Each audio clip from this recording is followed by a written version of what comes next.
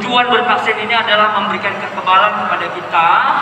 Sebanyak 100 orang lansia dan 150 pegawai tenan di Duta Mall Banjarmasin mengikuti vaksinasi yang digelar oleh Dinas Kesehatan Kota Banjarmasin Kamis siang.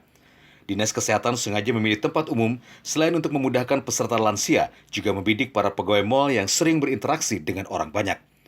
Data Dinas Kesehatan Kota Banjarmasin, total jumlah lansia mencapai 55.000 orang yang menjadi target untuk divaksin. Hingga saat ini, termin pertama vaksin untuk lansia baru mencapai 5% dari target 55.000 lansia. Ya, hari ini kita melaksanakan vaksinasi di Duta Mall dengan sasaran sesuai dengan surat edaran dari Dirjen P2P, di mana sasaran utama adalah lansia dan pekerja publik.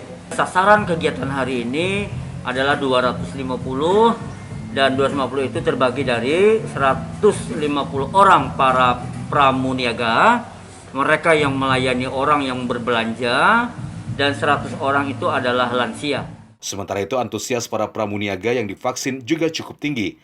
Namun keterbatasan jumlah vaksin membuat tidak semua karyawan bisa dilayani di tahap pertama ini.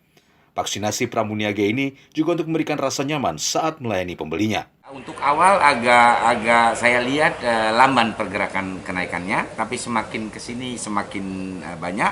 Tadi pagi juga mereka sudah tahu, dan tenan-tenan semuanya berharap dan masih belum memenuhi kuota karena memang alokasi dari Pak Mali juga kan tidak banyak. Nah, kami memilih, tapi setidaknya rata, seluruh tenan dapat jatahnya gitu. Perwakilan. Nah, kalau dari Pak Mali sih berharap buat mereka-mereka yang berhubungan langsung dengan pengunjung. Vaksinasi di pusat perbelanjaan terbesar ini juga untuk kemudahan akses tempat yang luas. Selain Duta Mall, kegiatan serupa juga akan digelar di pasar-pasar tradisional sebagai target vaksinator. Dari Banjarmasin, Satya Naka, Kalsel, Satunet.